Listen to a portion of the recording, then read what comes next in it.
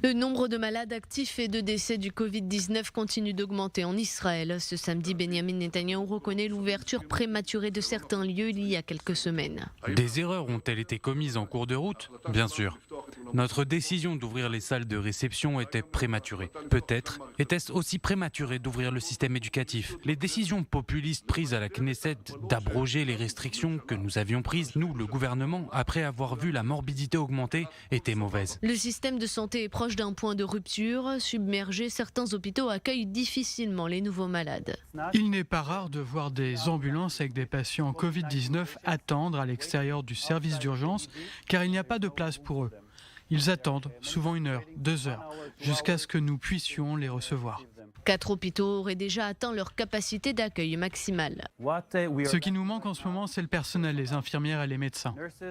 C'est le principal problème actuellement dans notre service d'urgence et en Israël. Comme plus de 4 980 professionnels de santé, 10% du personnel de cet hôpital sont actuellement placés en quarantaine. Les 90 autres restants enchaînent les heures de travail et luttent contre l'épuisement. Alors, comme dans d'autres hôpitaux, 3 départements ont été reconvertis pour accueillir les malades du Covid-19. Les chiffres alertent particulièrement au sein de la communauté juive ultra-orthodoxe. 2692 nouveaux cas y ont été confirmés vendredi, soit un tiers des nouveaux cas recensés ce jour-là. Ce chiffre s'explique en partie par le nombre de tests réalisés dans cette communauté, 3 fois plus élevé que parmi les juifs non ultra-orthodoxes. L'autre raison est la tenue de réunions à l'approche et dans le cadre de fêtes juives, en violation des recommandations du ministère de la Santé. À noter néanmoins que la plupart des porteurs de la maladie sont des jeunes. Proportionnellement, peu de cas graves sont donc recensés. Plusieurs foyers de contamination ont été inventoriés dans des institutions religieuses.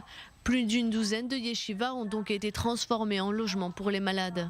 Pour tenter de freiner la propagation du virus, l'État hébreu fait actuellement l'objet d'un verrouillage jusqu'au 11 octobre au moins. Mais le directeur général du ministère de la Santé alerte. Selon lui, le confinement sera insuffisant pour atteindre un niveau de contamination satisfaisant.